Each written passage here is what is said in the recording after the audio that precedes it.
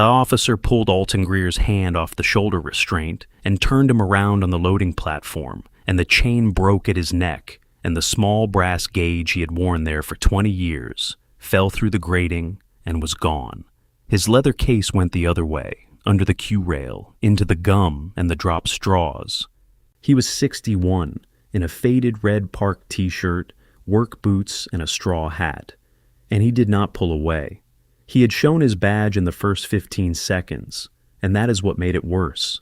The officer looked at a state inspector's shield in a black man's hand and decided it had come off a printer. Behind them, 300 people stood in a queue in 36-degree heat, and Car 3 was going back into the train in 19 minutes with a restraint seating on the first tooth of the ratchet instead of the second 40 millimeters and nothing at all to look at, and bolted by the entrance turnstile, where the state requires it, hung a laminated permit to operate with an inspector's name on it. Before we find out who the man in the handcuffs really was, tell me in the comments where you're watching from today. Please leave a like, subscribe to the channel, and let's dive back into the story. Alton Greer started welding carousel frames when he was 18 years old, in a shop in a town that does not have that shop anymore. They made and rebuilt fairground equipment. Carousel center poles, sweeps, spider arms for whip rides, the steel bones of things that spin children around in circles. It was hot, ugly, unglamorous work with no future in it. And he loved it immediately and completely. And he has never been able to explain why to anyone except other people who make things out of steel. The man who taught him was a millwright named Ruben Amado, who was 54 then, and had come up through carnival maintenance in an era when carnival maintenance meant a man with a hammer and an opinion. Ruben had exactly one rule that he said out loud, and he said it maybe twice a year, and he said it in the flat voice of a man who was not aware he was saying anything memorable. He said, "Count the clicks. Don't look at the light, because every restraint on every ride ever built has some kind of indicator on it, a lamp, a gauge, a green light on a panel, and every indicator in the world is a piece of electrical equipment reporting on a piece of mechanical equipment. And the electrical equipment can be right while the mechanical equipment is wrong. And that gap is where nearly everybody who has ever been hurt on a ride got hurt. The mechanism itself, on the kind of restraint Alton was standing next to that Saturday, is a ratchet. The bar comes down, and a pawl drops into a tooth, and it will not come back up. And there are teeth for a reason. On that model, there were 4, and the manufacturer's manual, which Alton has read so many times he can quote the section number, says that the restraint must engage on the second tooth or beyond for a rider of any size. 1 tooth, 2 teeth. It is a sound.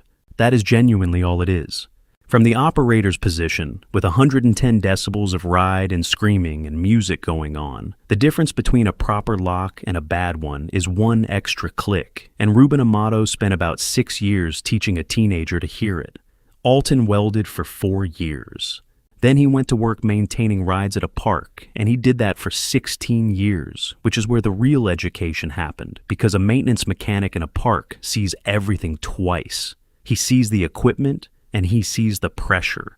He sees what a machine does on a wet Tuesday in April with 200 guests in the park, and he sees what the same machine does on the Saturday of a holiday weekend with 26,000 people in it and a queue that will not stop. And he learns that these are 2 entirely different machines with the same part number. He got burned in 1984. A torch, a bad angle, a slug of molten spatter that went into the top of his right glove. He has 3 shining patches on the back of that hand and 1 on his forearm, and the tips of 2 fingers have no feeling in them, and he has said that this is inconvenient about 4 times a year and useful about once, because a man who cannot feel with 2 fingers learns to check things twice with his eyes. At 41, a state inspector who had been coming to that park for years told him he was wasting himself and made him sit an exam. And that is the part of this that everybody gets wrong when they hear the title. So, let me be very plain about it. A state ride inspector is not a clipboard job. In that state, and in most, The annual permit to operate any amusement ride is issued on the signature of an inspector, and it can be pulled the same way. If Alton Greer writes an order to cease operation and puts it in a manager's hand, that ride does not run, not delayed, does not run. The park cannot appeal it to the county. The owner cannot call the mayor and have it undone. The order stands until the inspector who wrote it, or a supervisor in the same agency, is satisfied. And if the ride runs anyway, the park's operating certificate for the entire property is gone by Monday. He can also, and he has done this exactly twice in 20 years, close a whole park at once.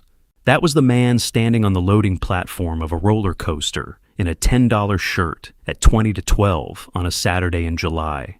He was there unannounced, which is how he does about a third of his inspections. The law lets him, the parks hate it. He does it because he learned something in his 16 years in maintenance that has never left him. An announced inspection is an inspection of a park that spent 3 days getting ready. And there is no such park on any other day of the year. He also, and this matters, does not wear a uniform. There isn't one. He wears what he has always worn, which is whatever is cool enough for a park in July. An old park t-shirt from a property he inspected in 2014 and liked. Cargo shorts, boots, socks that his daughter makes fun of, a straw hat, and a towel over the shoulder for the heat. The state gives him a shield and a photo identification card. He keeps them in his pocket, not around his neck, because a badge on a lanyard changes the way every operator in a park behaves from 100 feet away. And the whole point of him is to see what happens when nobody is performing. He had been in the park for 2 hours and 20 minutes when he got to the coaster.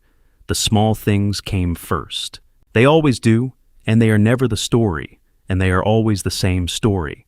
The height measuring stand at the entrance had been repainted, and the line had gone up about a centimeter from where it should be, which sounds like nothing and is not nothing. It means a child who is under the limit measures is over it. One of the queue rails was propped with a block of timber where a leg had rusted through. And in the maintenance room, in an open tub, was a grease that was not the grease specified in the manual, which is the single most common finding in his entire career, and which he writes up 11 or 12 times a year. None of that is a story. All of it is one sentence written 3 ways. Nobody here is looking anymore.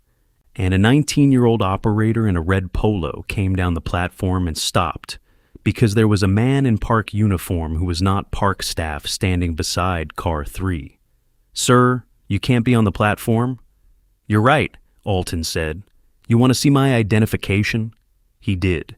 And he looked at it properly, both sides, and then he did what young people do when they have been shouted at recently, which is apologize for having checked. "You're fine," Alton said. "You did that right. Don't ever let anybody make you feel small for reading a card. What's your name?" "Jalen." "How long you been on this ride, Jalen?" "Since May, first season." "You like it?" "It's all right." The kid glanced back up the platform. "It's loud." "It is loud," Alton agreed.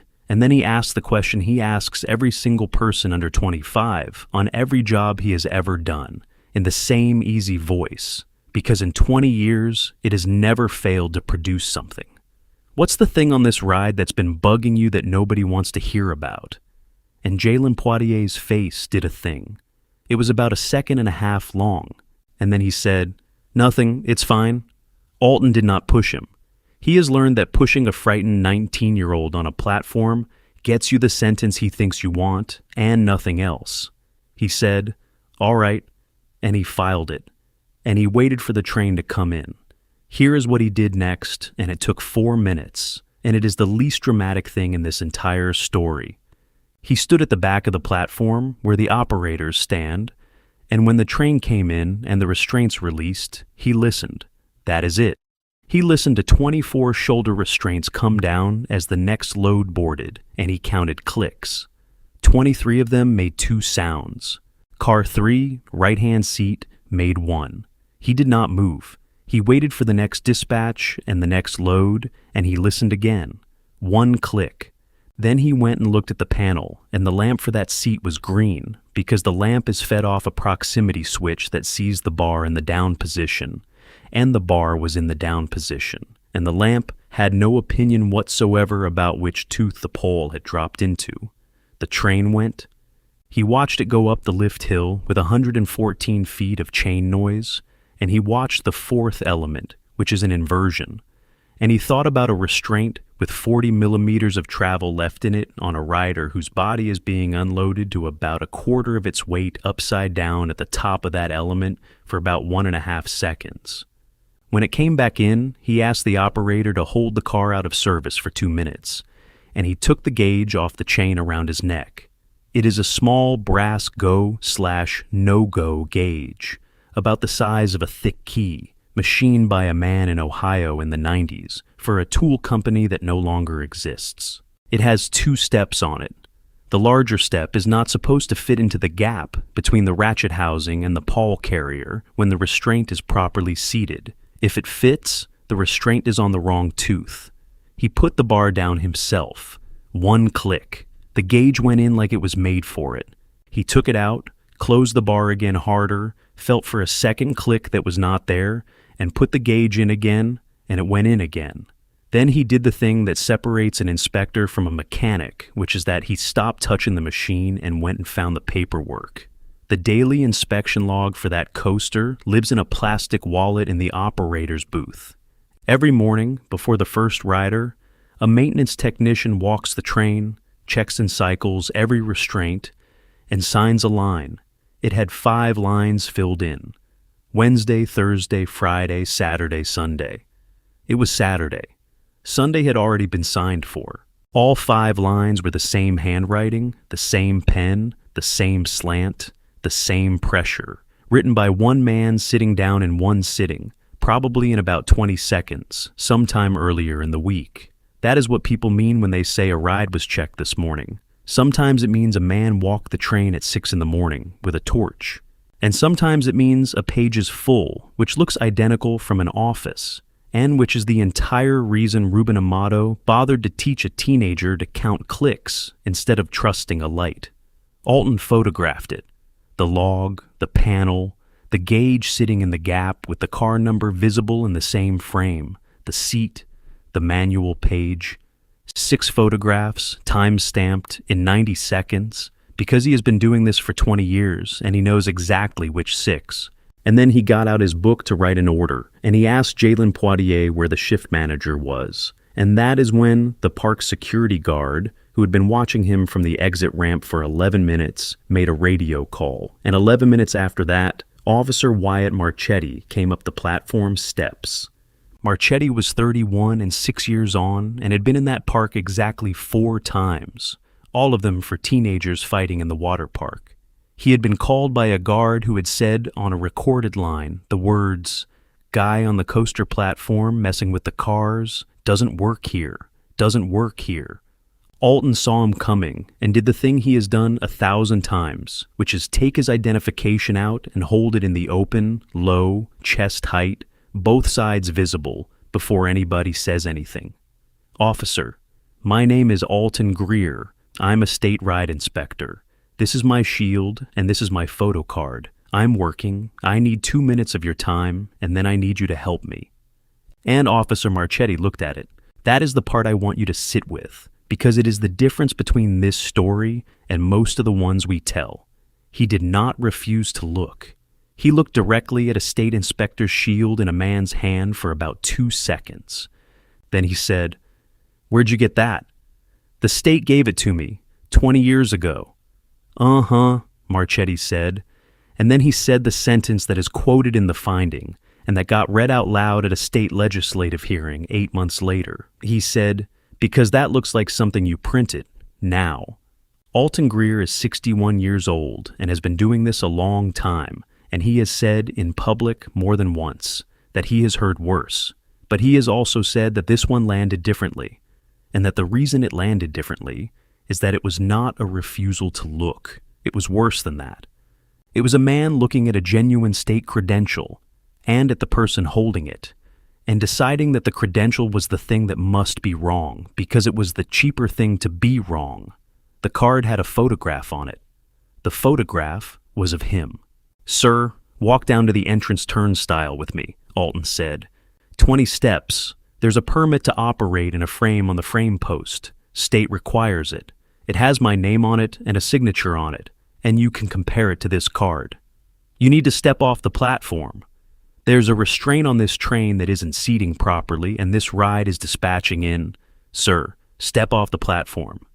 Before we go on, if this is getting to you the way it got to me, take 1 second and hit that like button. And if you are new here, subscribe, because the next 10 minutes are the reason I wanted to tell this one. Now, before what happens next, you need the 9 days before it, because otherwise this is a story about one policeman, and it is not.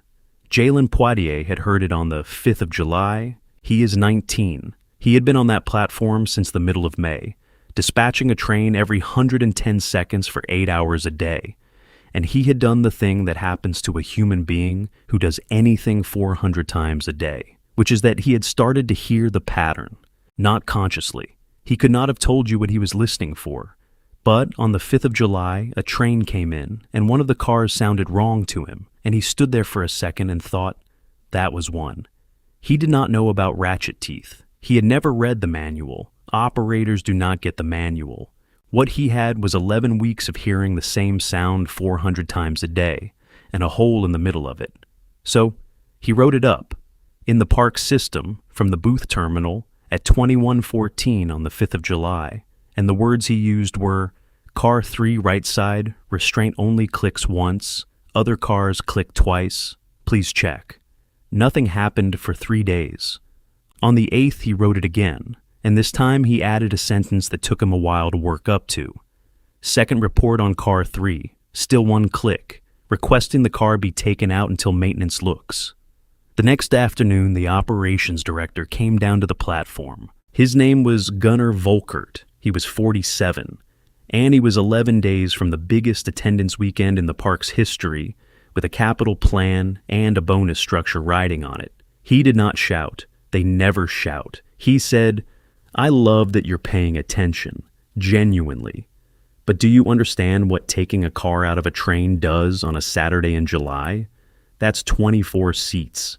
That's a queue that goes from 90 minutes to 2 hours and 20.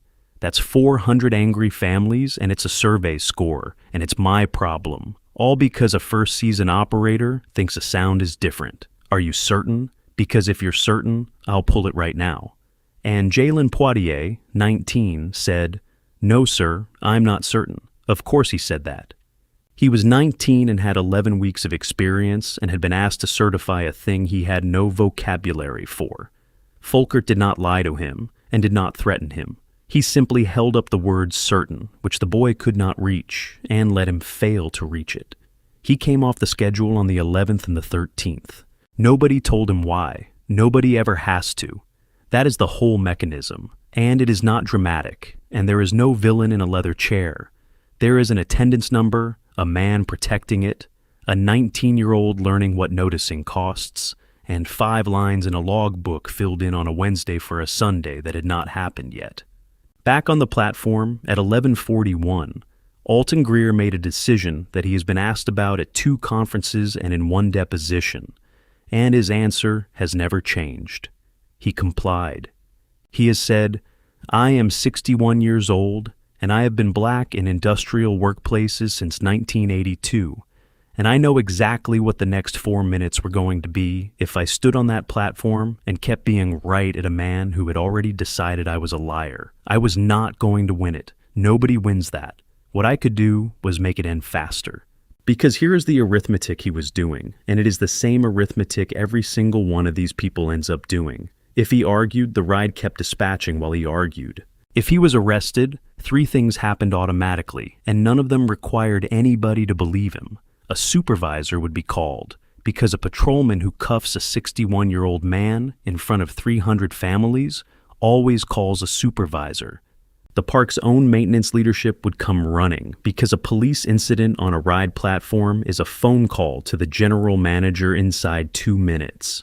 And critically, the ride would stop, because you cannot run a coaster while there is a police incident on the loading platform.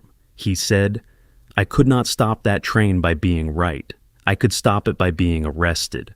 So, I got arrested. He also said, and this is the part he says quietly, There was a 19-year-old standing 11 feet away with a radio in his hand, who had already lost 2 shifts for writing a ticket. And if I fought, the story becomes a black man fighting a cop in front of 300 people with their phones out, and that boy has to work in this park on Monday. So, when Marchetti said turn around, Alton Greer put his identification back in his pocket, and he said one sentence for the body camera in the flat voice of a man who knows exactly what a recording is for. He said, "I'm complying. I'm asking you on the record to walk 20 steps to the entrance turnstile and read the permit in the frame before you do this. Car 3, right seat, is not safe, and I'm the state inspector for this property." Then he turned around and put his hands behind his back. The cuffs went on at 11:44, and they went on too tight on the left, and he said so once, calmly, and Marchetti said they were fine. The chain around his neck broke when his arms came back, because a 20-year-old chain is a 20-year-old chain, and the brass gauge dropped and hit the steel grating of the platform and went straight through a gap into the ballast and the litter under the station, where it stayed for 4 days until a maintenance man found it with a magnet on a stick and gave it back to him in a sandwich bag, which Alton has said is the single best moment of the entire 11 months.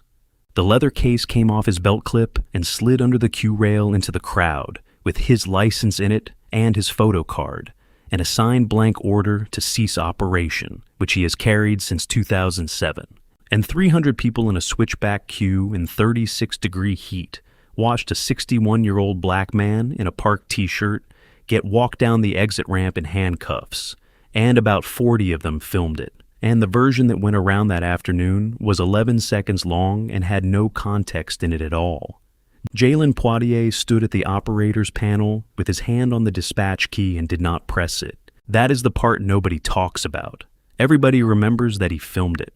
What actually mattered legally, and what the state investigator said mattered most, was that a 19-year-old in his first season did not dispatch a train and kept not dispatching it for 11 minutes in front of a queue with a shift manager telling him to.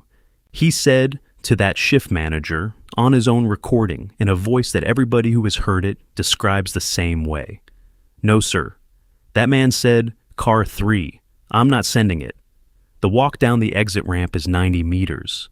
And Alton Greer has said that he counted it, because counting is what he does when there is nothing else available. It runs alongside the queue for the last 40 meters. That is a design decision, made so that people waiting can see the riders coming off happy. On the 12th of July, it meant that a 61-year-old man in handcuffs was walked past a switchback of families at a distance of about 1.5 meters, with a police officer's hand on his arm, in front of children who were at that moment being measured against a repainted height stand. He kept his chin level and his eyes forward the entire way. He has explained why, and the explanation is not noble. He said, "If I look down, everybody in that queue tells the story one way for the rest of their lives. If I look at anybody, somebody decides I was aggressive. There is exactly one thing to do with your face, and every black man over 50 in this country was taught it by somebody who loved him, and it is a terrible thing to have been taught, and it works." They put him in the back of the patrol car at the bottom of the ramp with the engine running and the air conditioning on, which he has always noted, because it was 36 degrees and it would have been very easy not to. And he sat there for 12 minutes doing arithmetic. Dispatch interval, 110 seconds. 24 riders a train. If the ride was running, that was about 13 trains and 300 people while he sat there, and 1 seat in 24, and about a 1 in 24 chance per train that the seat had somebody in it who was small enough for 40 millimeters to matter. He could hear the ride. That is the detail he gives that makes people go quiet, and he gives it every time. From the back of a patrol car with the windows up, you can still hear a coaster, the lift chain, and then about 4 seconds later, the first drop, and then the screaming. He listened for it, and it did not come. He counted to 110 in his head, and it did not come. And then again, and it did not come. He said, "I did not know why. I assumed they had shut it down because there was a police car at the exit. It did not once occur to me that a 19-year-old had his hand on the key and was refusing in front of his manager because a stranger in an old shirt had told him a number 4 minutes before he got arrested. He said, "When Dell told me that at the bottom of the ramp, I had to put my hand on the car. Sergeant Rhonda Kilgallen arrived at 11:56. She had 22 years, and she had 2 daughters who had gone to that park every summer of their lives. And she came up the exit ramp and did not go to the patrol car first because a park guest had stopped her at the bottom of the ramp and pointed at a leather case lying under the queue rail with papers coming out of it. She picked it up, stated the identification card, photograph, inspector number, expiry 2 years out, and behind it, on state letterhead, a printed form headed Order to Cease Operation, with a signature already on the bottom line and a blank space at the top for the name of a ride. She stood up with it in her hand, and that is when Delroy Stapp came round the corner of the station at a run, which is not a thing 66-year-old men do. Stapp had been the lead mechanic at that park for 34 years. He had known Alton Greer for 20 of them, from the years when Alton was still turning wrenches, and he had been in the shop when the call came over the radio that there was a police incident on the coaster platform and that a man had been arrested for interfering with the ride. He came round the corner and saw who it was, and Delroy Stapp said the sentence that 4 separate witnesses put in their statements, and he said it before he had breath to say it properly. "Take those off him. He's the state."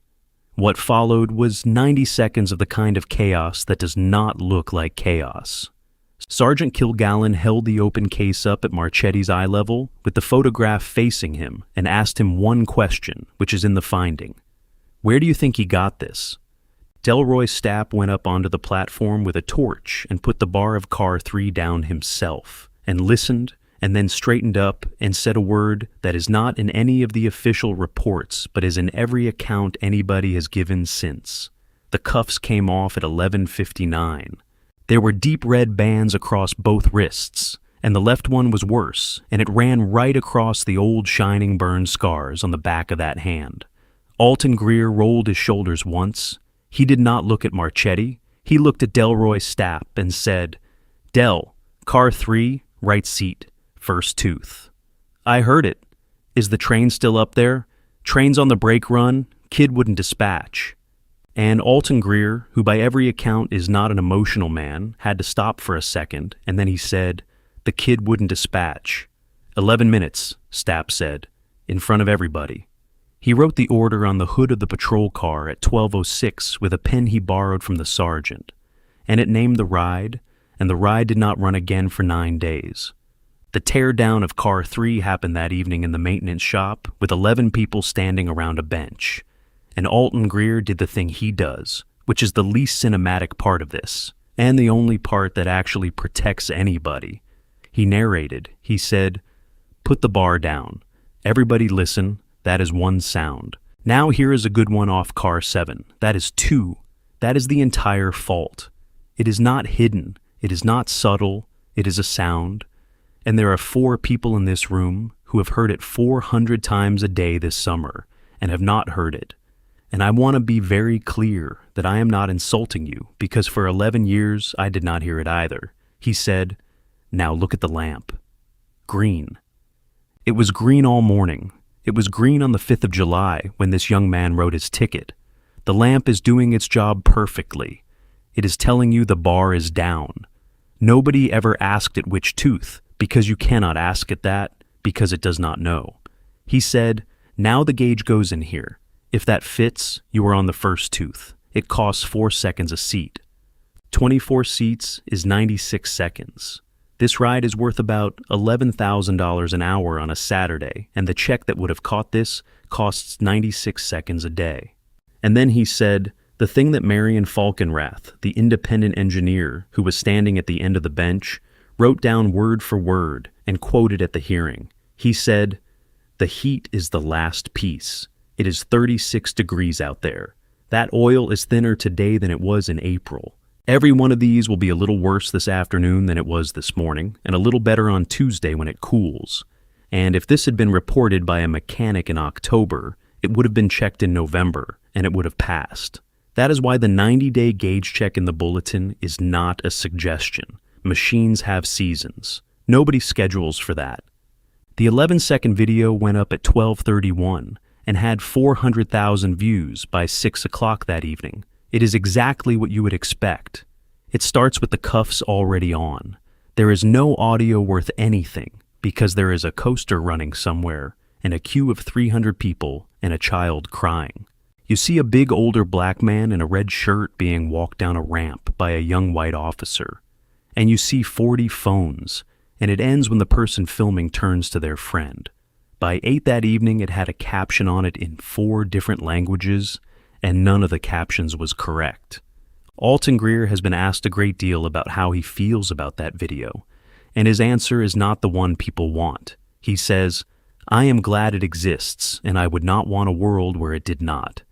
And it was also wrong about everything. He says, "That video shows an injustice, which is real, and it makes it about me, which is the least important thing in this entire story." Nobody who shared it that afternoon knew that a train was sitting on a brake run. Nobody knew a 19-year-old had his hand off a key. Nobody knew there was a service bulletin in a binder in a cabinet 30 meters away that had been signed as read by a man who left the company in the spring of the year before. It shows the humiliation because that is the part that photographs. The part that would have killed somebody photographs terribly. It is a gap in a ratchet and you cannot see it, and it is 4 seconds of a brass gauge that nobody would watch. He says, "That is my whole trade, honestly. The part that matters never photographs." The park's own statement, put out at 1940 that Saturday, made things considerably worse for about 36 hours. It said the company was aware of a video, that the individual involved was a state official, that the matter was regrettable and had arisen from a misunderstanding with law enforcement, and it thanked guests for their patience. Not one word in it about a restraint. It was written by a communications team that at 1940 genuinely did not know about Car 3, because the people who did know were standing around a bench in a maintenance shop with the bar in their hands, and nobody had thought to tell the office. That is not a conspiracy either. That is just a building. The next 4 days are the part Alton Greer tells at conferences, because they are the part that is actually about the trade. He did not go home. He called his own supervisor at 12:20, said 7 sentences, and by 2 o'clock that afternoon, there were 4 state inspectors in that park, and by 6, there were 7. They walked all 41 rides. The coaster was the reason they were there.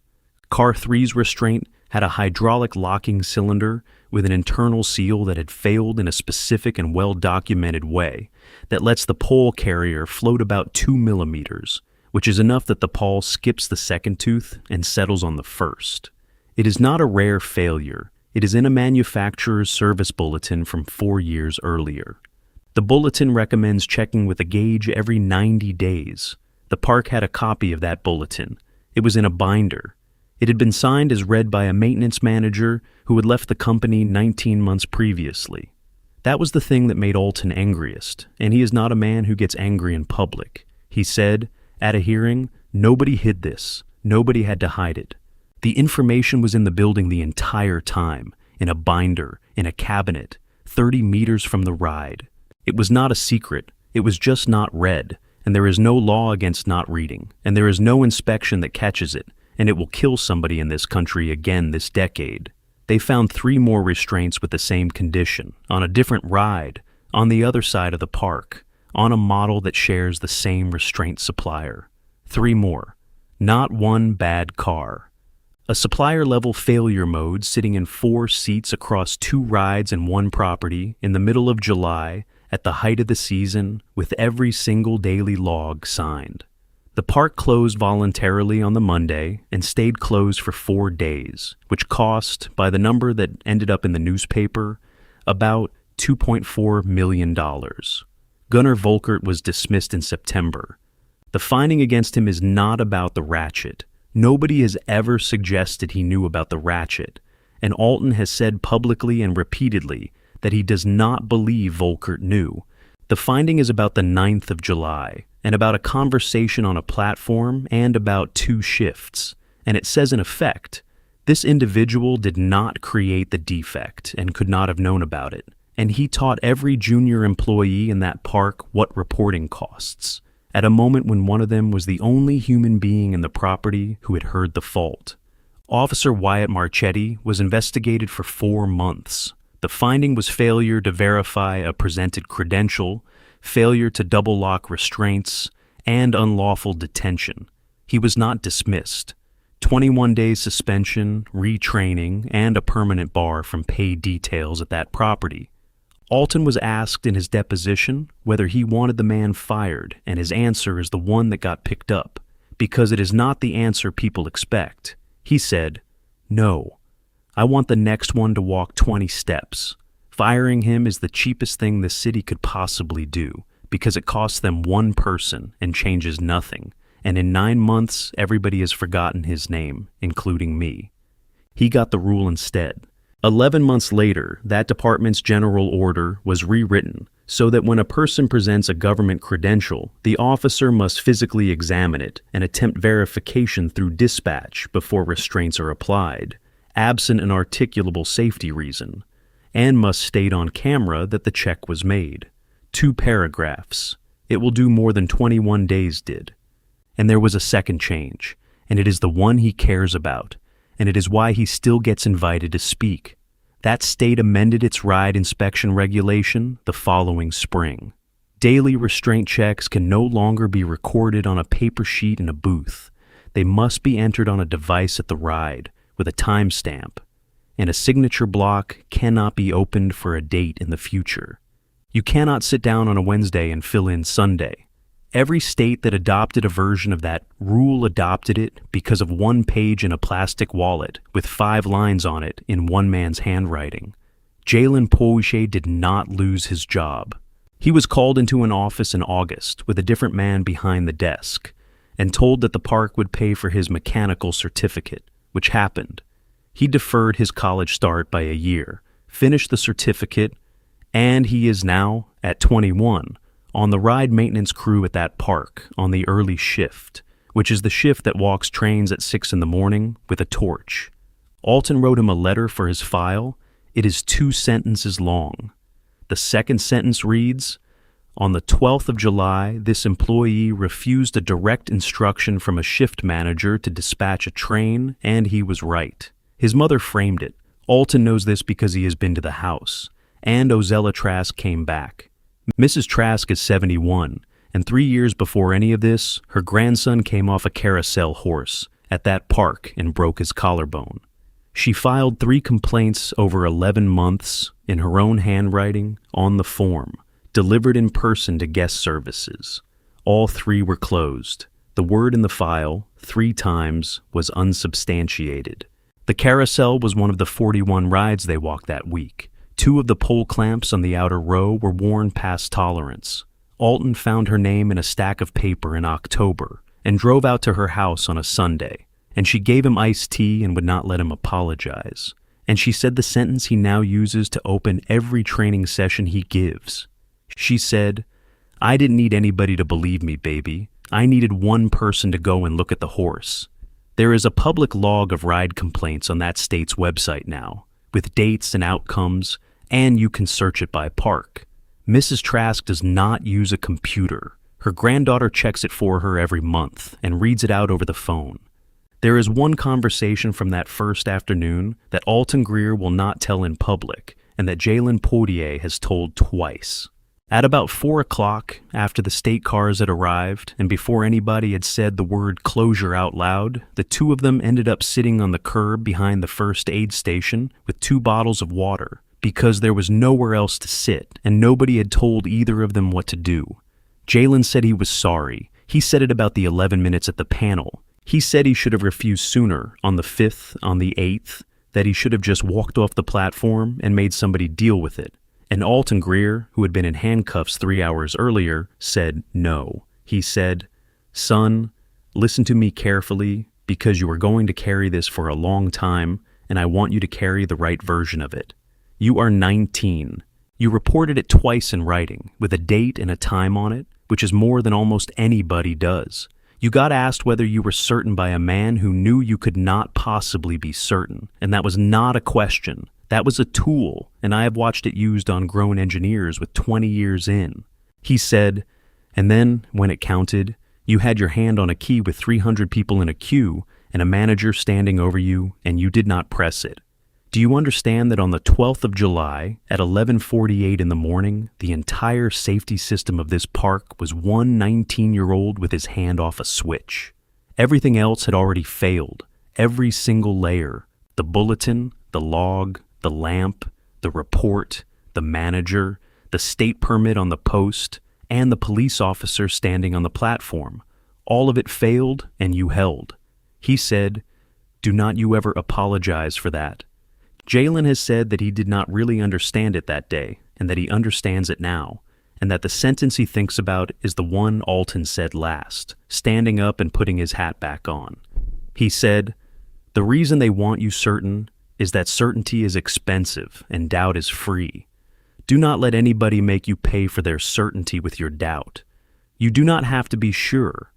You just have to say it out loud to somebody whose job it is to go and look. If you have stayed with us this long, do one thing before the ending. Hit like and subscribe if you have not, because the last part is the whole reason this one is worth your time. There is one more conversation, and Alton Greer tells it against himself, which is the only way he tells anything.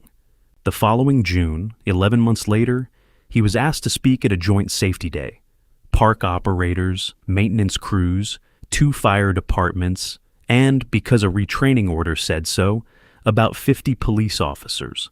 Wyatt Marchetti was in the second row. Alton says the first thing he felt was not grace. He says it was a small, mean pleasure, and it lasted maybe 4 seconds, and he is not proud of it, and he is not going to pretend it did not happen. He gave the talk he had written. And at the end, in the questions, an officer near the back asked, in the careful voice of a man asking a question that is really a complaint, "How is an officer supposed to know a state credential from a fake one when anybody can print anything now?" And Alton Greer said, "You are not supposed to know. You are supposed to check. Those are different words, and there is about 90 seconds of walking between them." He said, "Everybody in this room has a way to check. You have a radio and a dispatcher and a state database. I have a gauge on a chain. Del Stapp has an ear. Not one of us knows anything by looking. I have been doing this for 20 years, and I have never once known anything at 40 feet. And the day I decide I can is the day I should be taken off this work, because that is exactly what happened to the man who signed 5 days of log entries in 20 seconds. He did not lie. He knew. He was completely certain, and he was certain in a chair." Then he said, the thing that got repeated afterwards, he said, "The dangerous person in every one of these stories is never the liar. It is the person who is sure." Marchetti left at the break and did not speak to him, and Alton has said that was probably the honest thing to do, and that he would not have known what to say either. Here is the part he ends with, and he numbers it, because he is that kind of man. He says, "I want to be clear about how close this was, because people hear the ending and think a system worked. No system worked. 4 coincidences worked, and I can name all 4. 1, I do a third of my inspections unannounced, and I wear an old shirt, so I was standing on that platform on a Saturday instead of on a Tuesday with a manager walking me around. If I had been announced, that car would have been out of the train before I got there, and it would have gone back in on the Monday, and nobody would ever have known anything. 2, a 19-year-old in his first season had listened to that ride 400 times a day for 11 weeks, until the sound got into his body, and when it changed, he noticed. That is not training. Nobody taught him that. That is a human being in one place long enough to learn it, which is the thing this entire industry has spent 30 years trying to schedule out of existence. 3, that same 19-year-old, who had already lost 2 shifts for opening his mouth, put his hand on a dispatch key and did not press it for 11 minutes while a manager stood next to him.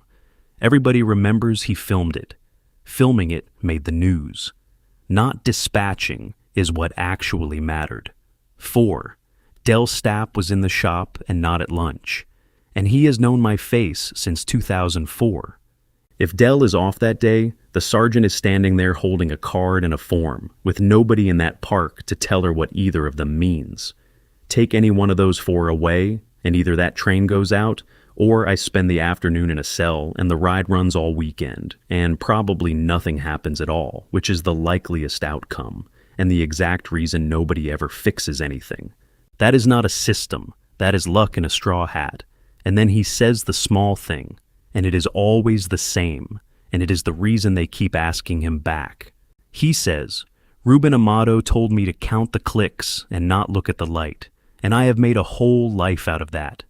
And it took me until I was 61 years old, standing on a platform with my hands behind my back, to work out that it was never about restraints. The light is the label. It is the green lamp, the full log book, the frame permit, the badge, the uniform, the accent, the clothes, the face. Every one of those is a piece of equipment reporting on something else, and the report can be perfect while the thing itself is wrong in either direction. A green lamp on a bad restraint, a $10 shirt on a state inspector. Nobody in that park did anything difficult. A man in an office signed 5 days at once because he was sure. A manager heard a 19-year-old and reached for the word certain because he was sure. A guard on an exit ramp looked at a black man on a platform for 11 minutes and radioed the word messing because he was sure. And a police officer held a genuine state credential in his own hand and decided the credential was the lie because that was cheaper than the alternative and because he was sure. Every one of them could have found out. It was 90 seconds each. It was 20 steps. Alton Greer is 63 now. He still does a third of his inspections unannounced, and he still wears the shirt. And he wears the gauge on a new chain that his daughter bought him, a heavier one, which he says is the only thing anybody in this story actually fixed properly. He keeps one thing on the wall of an office he is almost never in. It is not the news clipping, and it is not the letter from the state. It is a photograph of a log book page. 5 lines, 5 dates, 1 handwriting, 1 pen, 1 afternoon. And the last date is a Sunday that had not happened yet. People ask him why he frames something that ugly. He says, because look at it. It is neat. It is legible. Every box is filled. It is the tidiest thing in the whole file. And it is the reason all of this happened. And if you handed it to 9 people out of 10, they would tell you it looks fine. That is what it looks like. Not a monster. Handwriting. So, here is what I want to leave you with tonight.